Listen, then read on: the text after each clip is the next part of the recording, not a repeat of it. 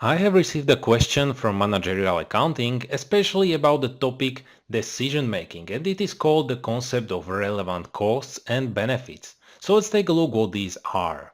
If we are having some company, let's say this is our company expressed on a timeline. So this is our timeline. And now, of course, here is some setup of the company. So here the company was made.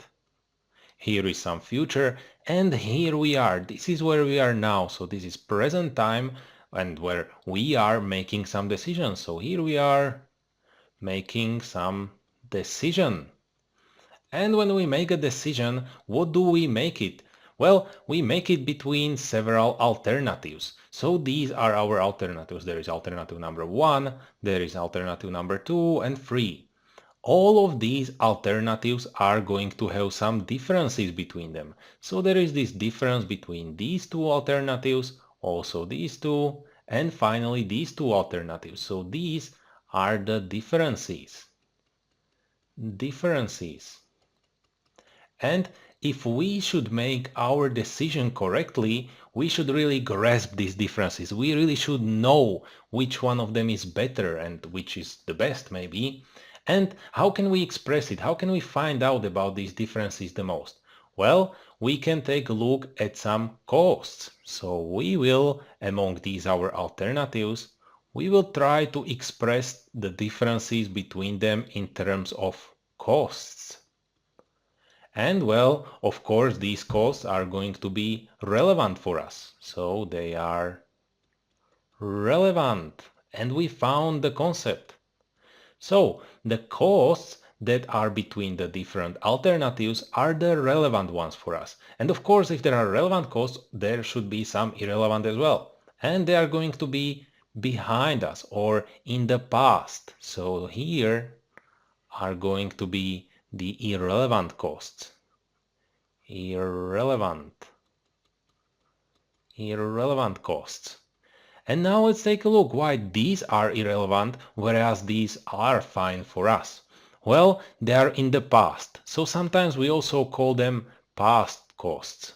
Past costs. And also we can call them, and this is a bit more complicated, but we call them sunk costs. Sunk costs. And this should already give you the hint why we call them this way. Because we cannot change them. These guys over here, we cannot change them. And the meaning that we cannot change them means that they are not going to influence our decision. So they are not influencing our decision because we have already spent the money. And I will bring an example so you will see it more clearly. Well, and this term of a relevant cost, you might sometimes meet connected with a term called opportunity cost. So here you will also sometimes see opportunity costs. Opportunity. And now let's say, to bring an example about opportunity costs, I'm right over here, and I'm deciding about my job career. So here am I, and I'm going to have two alternatives. So here is my alternative number 1, and here is my alternative number 2. I can either work for a company that I work right now. So I can keep working. Or, on the other hand, I can go to law school. I can maybe go to law school for some 3 years, we can say. So now, what is the opportunity cost of taking alternative number 1 and alternative number 2? Well, if we keep working, we are going to receive some salary. So we will have plus of a salary. On the other hand, if we go to school, we will have plus of an education, so we will receive some education. And what are the costs of undertaking these alternatives? Well, we will not receive the education here. We will not get the education. And if we go to law school, we will not be receiving the salary. So salary. And these guys on the lowest line exactly are our opportunity costs. So if you should say it in sentence, the opportunity cost of keep working is that we have to give up some part of the education, and opportunity cost of going to law school is that we have to give up the salary that we would receive if we would keep working. So these two terms are very thinly connected because they tell us about the differences between or among some alternatives. And now finally some bigger example of the relevant costs. So let's say we are a company, and we are doing a shipping of a goods.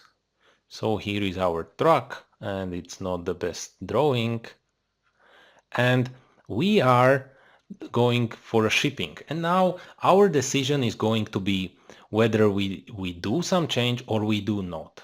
And in our budgeting, we can really express this. So we are going to have some type of costs. So type of cost.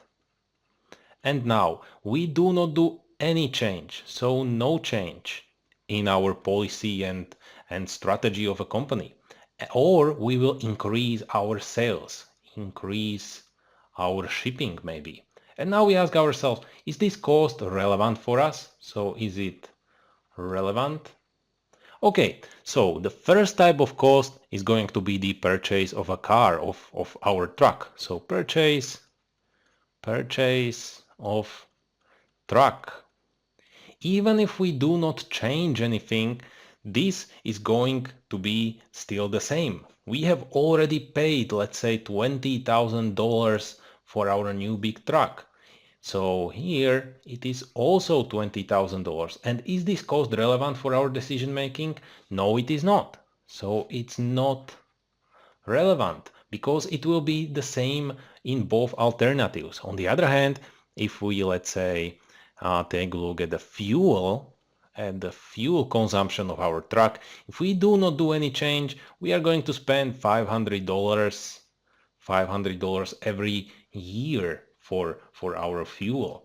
On the other hand, if we increase our shipping and our production, we are going to spend $800. And this is of course relevant for us because there is some difference between these two alternatives. So this was the concept of understanding the relevant costs for our decision making.